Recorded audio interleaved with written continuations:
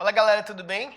Muito legal estar mais uma vez aqui com vocês, o nosso segundo vídeo, onde a gente acaba apresentando uma proposta de estudo e de ensino para vocês, né? Que acaba fazendo aí os seus bloquinhos de anotações, vocês que muitas das vezes têm as suas dificuldades em humanas, ou às vezes é um cracaço de humanas e só quer dar uma melhorada, né? Você já sabe disso, mas não custa, mais uma vez, lembrar que pra gente, bem como pra você, é muito importante que você curta, se inscreva e compartilhe. Por quê?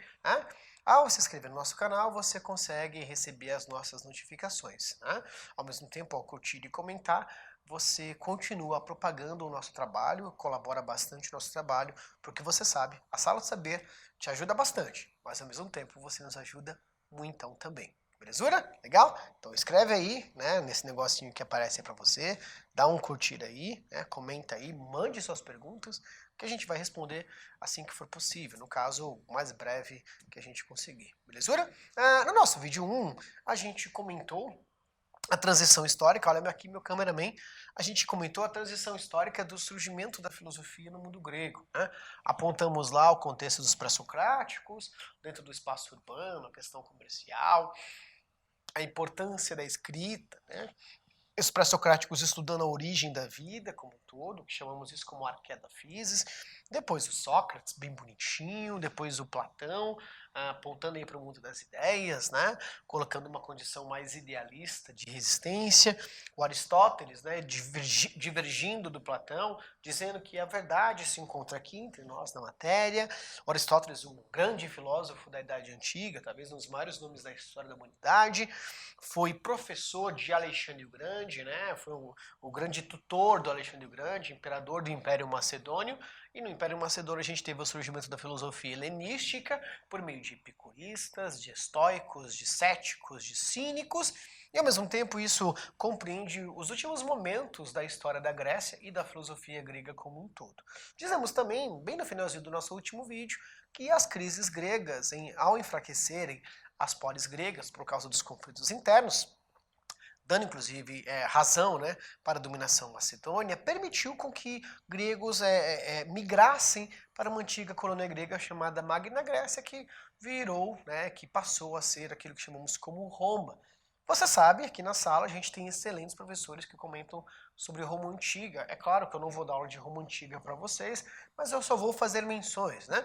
Roma Antiga que se classifica basicamente em três fases, né? O primeiro momento é o período monárquico, o segundo momento é o período republicano, o terceiro momento é o período do Império.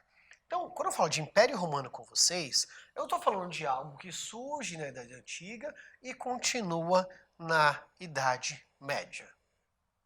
Idade Média, Biro? Na Idade Média. Vocês devem saber, e obviamente vocês sabem disso, que a gente tem, inclusive na Idade Média, a existência de um império que pertenceu ao Império Romano, mas que ainda era uma porção romana, só que no Oriente. Chamamos de Império Bizantino.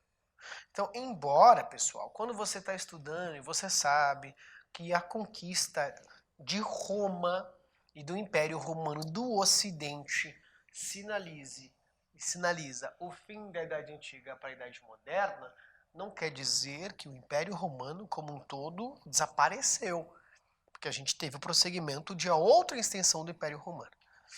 Por que eu coloco isso para você? Porque é no Império Romano que a gente teve o surgimento de concepções muito importantes que se perpetuaram na Idade Média, né? Você deve lembrar muito bem que o Império Romano tem como uma das suas principais características, né, especialmente no seu início por Otávio Augustus, a Pax Romana, que é aquele período, né, de diminuição de conflitos, de uma certa prosperidade em Roma, mas ao longo do Império a gente teve alguns problemas. O Império Romano, como você deve saber, e bastante com seus profs, teve problemas, por exemplo, com a religião cristã. O cristianismo, né, nasce no Império Romano, só que nas fronteiras marginais do Império Romano, nas porções mais, como é que eu posso dizer, os lugares menos glamourizados do Império Romano. O cristianismo nasce na Palestina. O Cristo, filho de imigrantes, né, filho de retirantes, o Cristo que migrou e o seu nascimento, né? E aqui eu quero tratar a religião como um estudo, não quero tratar como crença, porque isso é uma coisa minha e sua, e eu acho que isso não vem ao caso aqui. Mas o Cristo que o seu nascimento é repleto de simbolismo, porque ele nasce no lugar de manjedoura, e pessoa rica ou de boas condições financeiras não nasceria numa manjedoura. E ele lá, na simbologia, nasce na manjedoura. O discurso do cristianismo é um discurso que foi visto historicamente como uma ameaça ao Império Romano. Por quê? Esse discurso religioso que nasce nas fronteiras e acaba chegando, né, ao centro do Império Romano e todas as extensões do Império Romano, dizia que todos os homens eram iguais. Iguais no quê? Iguais na condição de serem pecadores, né? Então isso, quando chega, por exemplo, nas camadas baixas do Império Romano, nas camadas mais desfavorecidas, isso passou a ser visto como, primeiro, como uma ameaça política ao próprio império, porque, poxa, se todos são iguais, então eu sou igual ao imperador. Mas vocês devem lembrar que o imperador também é visto como um deus. Então, como assim eu sou visto como imperador, igual ao imperador, né? Então, na verdade, o cristianismo está negando a divindade do imperador. E está dizendo que ele é tão pecador quanto o escravo, quanto o servo, quanto o plebeu, quanto outros patrícios. Isso vai gerar alguns problemas, né? O cristianismo, inclusive, vai ser perseguido ao longo do Império Romano, né? Nos primeiros séculos, né? Especialmente no século I e no século II. Primeiro como ameaça política, né? Puxa, o Cristo, inclusive, ele é visto no Império Romano como um subversivo, um rebelde, né? Segundo, porque o Império Romano ele tinha a religião pagã como religião oficial. E o paganismo se caracterizava, dentre outras coisas, meus amados, como uma religião que valorizava a relação do homem para com a natureza. Ok? E aí, se o cristianismo prega a relação do homem para com o divino, uma figura só, um teus, né, um theos, o teísmo, então o paganismo meio que olha, opa, pera lá, isso aí não é muito bacana não. Então esses dois olhares geram uma série de perseguições ao cristianismo. Né? Primeiro, o olhar político, segundo, o olhar religioso. O que acaba acontecendo? Além da perseguição... Nossa, deu uma estalada agora. Além da perseguição aos cristãos, a gente também vai ter muitos cristãos mortos nas arenas, né, em combates, ou colocados lá para o encantamento da plebeia, né, da massa plebe romana, né, que via lá corpos serem dilacerados, né, por animais famintos, etc. E isso causava um sentimento ambíguo. O primeiro sentimento é de uau, caraca, mano, que bagulho bizarro, que surreal. Então há um espetáculo em cima da barbárie. Ao mesmo tempo que gerava esse uau, que bizarro, as pessoas pensavam, meu, o cara tá lá colocado no centro, ele tipo assim, ele tá tentando sobreviver, mas ele tá sofrendo isso porque ele acredita em alguma coisa. Então não é possível que esse cara ou essa mulher, whatever, essa pessoa aí tá tendo a sua vida completamente dilacerada por algo que não exista. Então, lentamente, esse martírio, o que é o martírio? A morte por causa de uma ideia, por causa de algo, acaba se virando contra o Império Romano e favorável ao cristianismo. Foi durante a perseguição ao cristianismo que a gente teve a expansão do cristianismo. Aí tem um outro detalhe, então esse é um ponto, né, do Império Romano para a gente conversar aqui. Então o cristianismo, ó, tá aqui na Idade Antiga, como eu falei para vocês no vídeo 1, né? Lembra? Eu falei, ó, Brasil, 86% de cristãos, aí tô voltando aqui. Então o cristianismo tá entre a Idade Antiga e a Idade Média. Esse é um ponto. Ponto 2. É engraçado quando a gente, lá nas aulas de história, e aí, mais uma vez, maravilhosos profs aqui da sala, né, vão dizer o seguinte, olha, a conquista do Império Romano por Átila I, no ano 476, 476, colabora para o fim da Idade Antiga, o comecinho da Idade Média. Massa, certo, bacana. Qual é o ponto? A impressão que dá para mim, para você, né, e aí a culpa não é de ninguém nessa história, é que parece que estava combinado no oráculo da história que no ano 476 os hunos invadiam o território romano e sinalizaria que ele acabaria e pronto, acabou. Pessoal, não é bem assim, né? Ninguém acordou no ano 476 e falou assim, rapaz, eu acho que esse ano vai rolar uma invasão, hein? Putz, verdade, mano, vamos fugir, vamos fugir. Não. Pessoal, a conquista do Império Romano do Ocidente, no ano 476, nada mais é do que uma de tantas outras tentativas de invasões, e algumas bem-sucedidas, feitas por bárbaros e germanos, desde o século II. Por que desde o século II? Né? Pessoal, Império Romano, os dois momentos históricos. O Império Romano, ele conquistou, cara, uma infinidade de território. E conquistar território tinha uma coisa muito boa, né? O território passava a ser seu, os ganhos passavam a ser seu, só que tinha uma coisa muito ruim em contrapartida. Qual era a coisa muito ruim? Meu, você tinha que bancar soldado para ficar lá. Acontece que bancar soldado para ficar, né, e proteger esse território que agora é seu, implicava, né, numa máquina constante de guerra, continuar conquistando. Chega uma hora que essa máquina de guerra, ela estaciona. Então a gente vai ter menos entrada de ganhos, de provimentos, de emolumentos, né, ganhos no caso, dentro, né, das finanças do Império Romano, e fica custoso manter os soldados.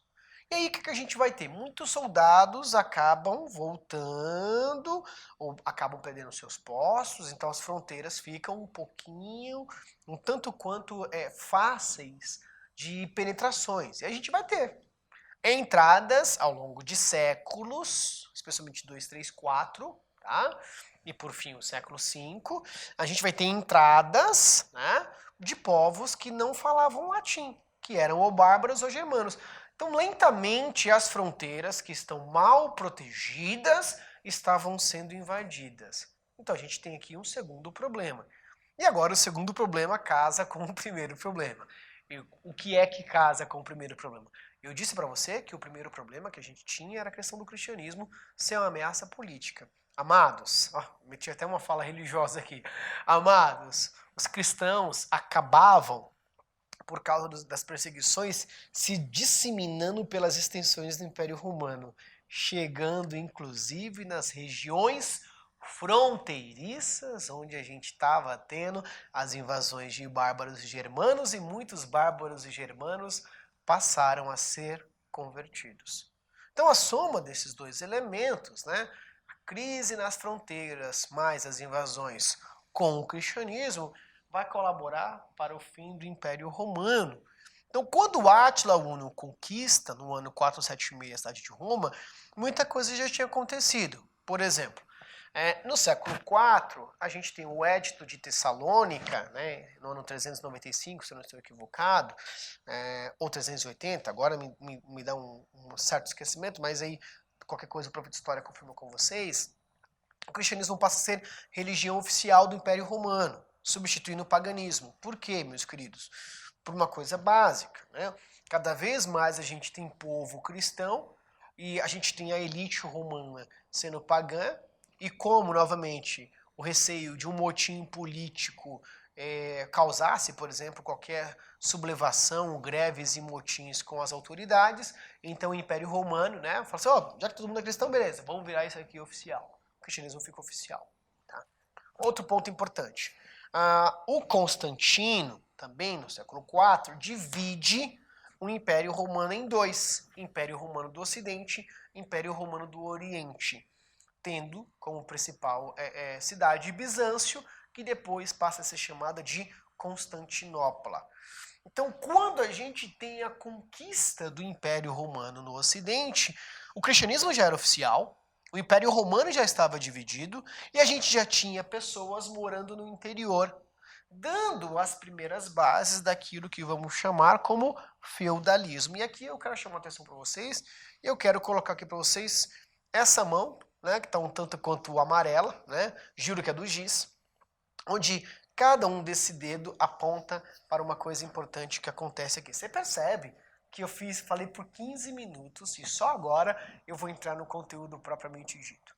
Quando falamos Idade Média, geralmente a gente tende a pensar só em feudalismo. E isso é muito ruim, né? Não só porque a gente não deixa de ver um pouquinho sobre China, sobre Índia, sobre África, mas até naquilo que é proposto para não ser ensinado, né, de acordo com as bases curriculares de ensino, a gente acaba esquecendo de muitas coisas que, ao mesmo tempo, ocorrem com a sociedade feudal. Então faz o seguinte, você que está anotando aí, pega uma mão, no caso a sua, espero, né? Não pegue de nenhuma outra pessoa. Espero que se sua mão for pequena, peça para uma pessoa que tem uma mão maior que a sua fazer. Risque ao entorno dela e coloque aí em cada dedo uma palavrinha. Então na primeira palavrinha coloque aí feudalismo. Na segunda palavrinha coloque aí Império Bizantino. Na segunda aqui, islamismo. Na quarta aqui, cisma do Oriente. E na quinta aqui, cruzadas. Amores, esses 5 eventos acontecem simultaneamente na Idade Média.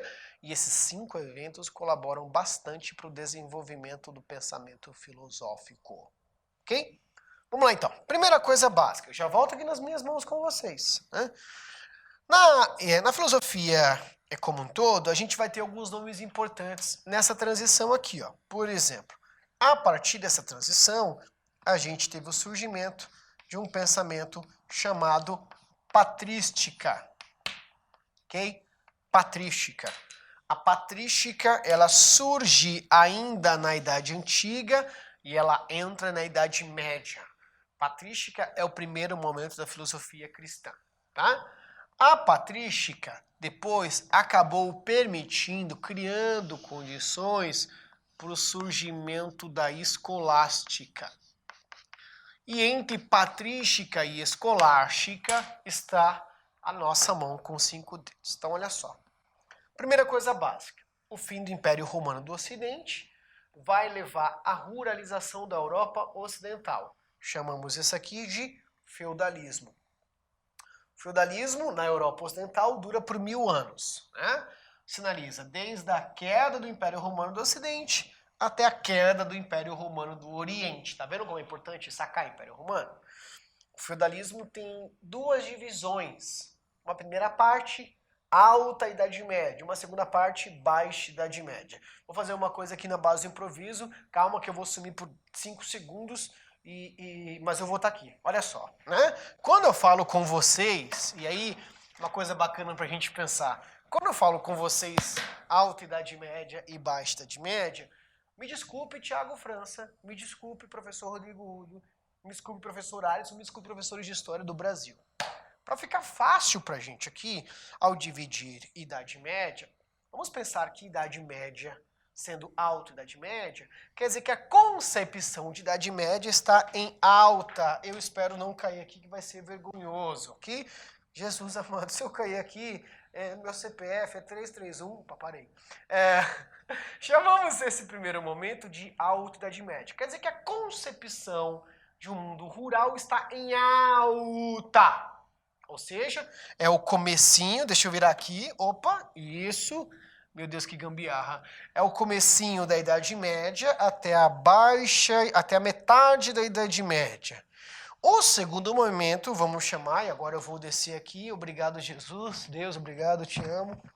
Vamos chamar o segundo momento aqui de baixa Idade Média, né? Quer dizer que a noção Idade Média, feudal, está em baixa. Quando eu falo alta Idade Média, vamos usar um termo que eu peço 1000 perdões para os meus colegas de história, né? Vamos chamar a alta Idade Média pura. Aquela concepção de filme que a gente tem, né? Mundo rural, isolado, agrário, pouco desenvolvimento urbano ou zero, pouca universidade ou zero, as pessoas assim, tipo, com medo, vivendo medo o tempo inteiro. Ou seja, essa noção de Idade Média não dura 1000 anos. A gente não pode pensar que isso dura por 1000 anos.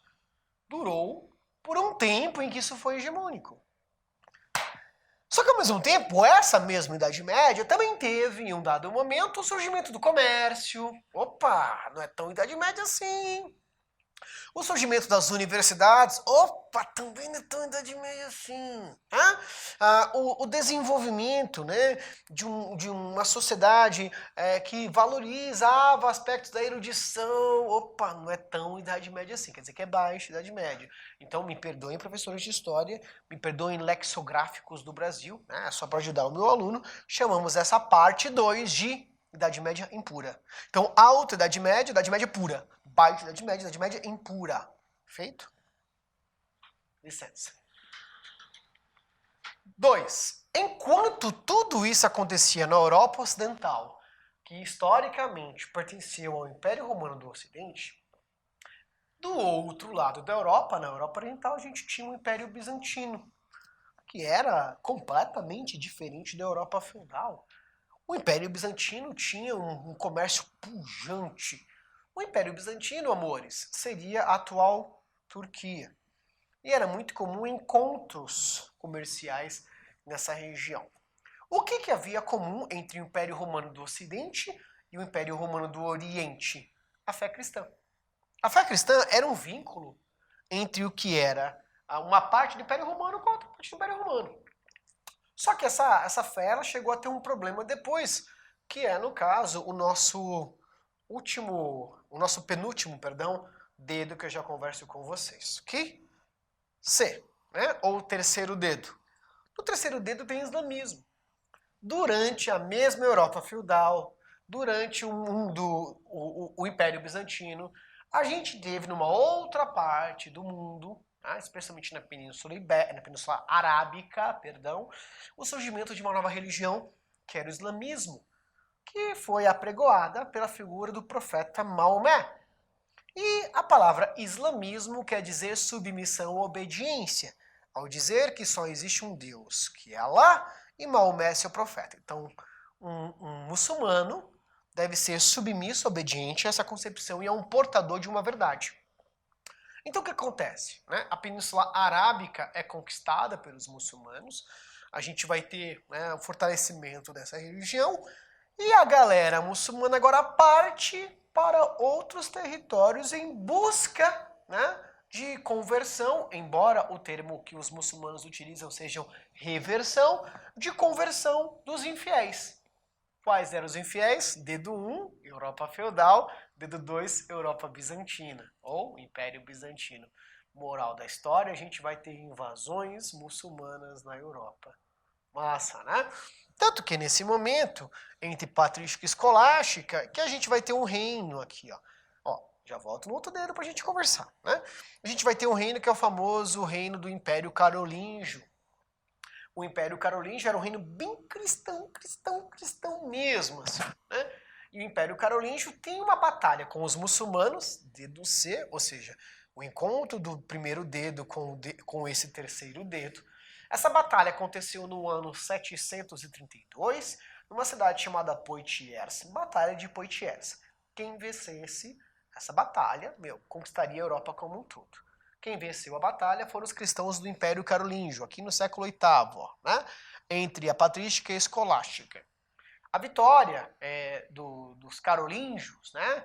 Que depois a gente vai ter um grande conquistador, né? Um grande rei, e eu juro que eu não vou confundir dessa vez, que teve um vídeo aqui da sala que eu acabei confundindo, Carlos Magno, ok? No ano 800, ele é tão cristão, que o Papa falou assim, mano, esse cara é católico mesmo, hein? Eu vou condecorá-lo como imperador cristão do Ocidente, porque ele queria recuperar toda a dimensão do Império Romano utilizando a fé cristã, ok? E aí, eu chego no meu dedo, quarto dedo. Falei para você que entre o dedo 1 e o dedo 2, feudalismo e Império Bizantino, o vínculo que se tinha de territórios opostos é que ambos tinham a mesma crença, o cristianismo. Acontece que no Império Bizantino surgiu um movimento que era contra o uso de imagens. Esse evento a gente vai chamar de Cisma do Oriente, né? E esse Cisma do Oriente divide a igreja em duas. Uma igreja que ficava na Europa, Igreja Católica Apostólica Romana, e a Igreja Bizantina, a Igreja Ortodoxa Grega. Isso enfraquece o cristianismo no momento em que o islamismo, terceiro dedo, estava cada vez mais forte. E aí o que acontece? A gente vai ter uma disputa agora de muçulmanos contra cristãos bizantinos e cristãos feudais, que é o último modelo do que chamamos de cruzadas. Legal, né? As cruzadas ocorreram no século XI, né? Quando o Papa Urbano II conclama os cristãos a libertar Jerusalém das mãos dos infiéis. Quem eram os infiéis? Os muçulmanos. Uma coisa que é importante, e aí eu volto para cá, ó. Tá dialogando, tudo bem? Vocês estão me entendendo? Tamo junto? Tão bonitinho? Tá legal? Né? Comenta aí, eu acho que ajuda bastante a gente aqui na nossa aula. Uma coisa que é importante é que tanto patrística quanto escolástica vão pensar fé e razão por um prisma fundamental. Né? As duas que defendem a fé cristã, a patrística defende a fé cristã contra os valores pagãos que ainda perpetuavam dentro da sociedade, e a escolástica combate o humanismo. O que há em comum entre as duas? As duas, elas defendem a conciliação da fé cristã com a razão filosófica. E aí você vai ver, ó, que a razão vai aumentando. Isso quer dizer que quanto mais próximo da escolástica, ou quanto mais escolástica, mais razão do que fé. Ao passo que na patrística, mais fé do que razão. É nesse cenário, pessoal, que inclusive a gente vai ter o próprio desenvolvimento da Europa, e a escolástica tem esse nome porque ela surge nas escolas e universidades cristãs. Que escolas são essas? Escolas que, em especial, eram consequências do Império Carolíngio. O Império Carolíngio, que eu comentei agora há pouco, que vence os muçulmanos na Batalha de Poitiers, no ano 732, e no ano 800, Carlos Magno é coroado imperador cristão do Ocidente. O Império Carolíngio cria escolas palaciais, que chamamos de escolas palatinas, que valorizavam muito os ensinos de exatas e de humanas, né? Trivium e quadrium. E a junção escolas e universidades cristãs, mais a existência, embora os muçulmanos foram derrotados pelos cristãos na Europa, os muçulmanos continuaram na Europa. Desculpem, em especial em Portugal e Espanha. E foram os muçulmanos os responsáveis em reintroduzirem alguns autores da filosofia, dentre eles o Aristóteles, que a gente comentou no nosso vídeo anterior. Então a escolástica, que surge nas escolas e nas universidades, ela, dentre outras coisas, ela é mais razão, né? Ela equipara razão e fé no mesmo prisma, só que ela acaba inserindo os ensinamentos do Aristóteles e o cristianiza. Você deve lembrar no vídeo anterior em que eu disse isso para vocês, especialmente na concepção de Deus. Né? O fato é que a escolástica ela combate um outro segmento que chamamos de humanismo, tudo bem? O humanismo era um pensamento que surge dentro do cenário do Renascimento. E o humanismo valorizava muito o homem como centro de todas as coisas. Né? A escolástica mesclava fé e razão e não apenas isso. Né? A escolástica tentava pensar a relação do poder secular com o poder, no caso, celestial. Né? A gente tem uma maior racionalização da fé cristã, só que, no entanto, o humanismo consegue contrapor-se aos pensamentos escolásticos e é o humanismo que dá origem ao Renascimento, que começa no finalzinho da Idade Média e vai até o comecinho da Idade Moderna. E esse é um papo que a gente vai ter na nossa próxima aula. Tudo bem? Um beijo grande. Nos vemos. Tchau, tchau.